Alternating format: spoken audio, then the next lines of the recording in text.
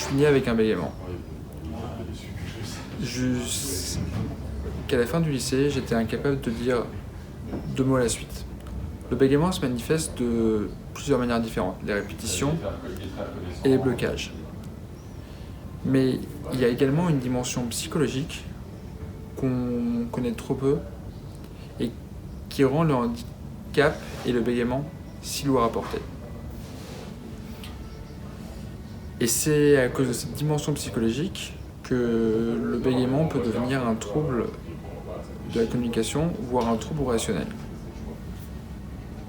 Mais au fur et à mesure, j'ai commencé à considérer le bégaiement comme une force, car je me suis rendu compte que le combat quotidien qu'il m'imposait, car lorsqu'on bégaye, chaque intervention à l'oral est un défi.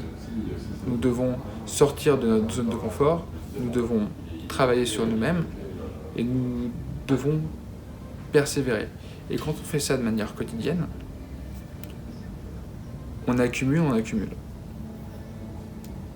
Le problème, c'est qu'on ne se focalise que sur la souffrance et qu'on ne prête pas suffisamment attention aux apports. Mais dès qu'on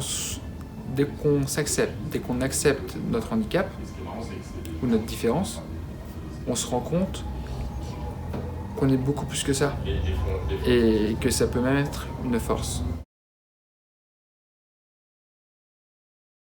L'objectif, c'est de montrer que le handicap n'est pas forcément uniquement de la souffrance, qu'il n'est pas forcément uniquement négatif, mais qu'il a un apport, qu'il peut être constructif. Pour cela, nous agissons au sein de l'association Parole Bégaiement. Nous avons 2 projets phares. Le premier, c'est l'éloquence du bégaiement qu'on a lancé le 16 mars. C'est un programme de formation à l'éloquence réservé aux personnes qui bégayent, suivi par un concours. Le but, c'est de se dépasser et de se prouver qu'on peut aller au-delà du bégaiement et que malgré le bégaiement, nous pouvons être éloquents et communiquer ce que nous voulons communiquer. L'autre projet, c'est le réseau professionnel bégaiement. Et l'objectif, c'est de donner les ressources et les moyens aux personnes qui bégayent pour à la fois accéder de la manière dont elles le désirent au milieu professionnel et de se développer dans ce milieu professionnel-là. Parce que parfois, quand on est en situation de handicap, nous avons du mal à progresser dans les échelons.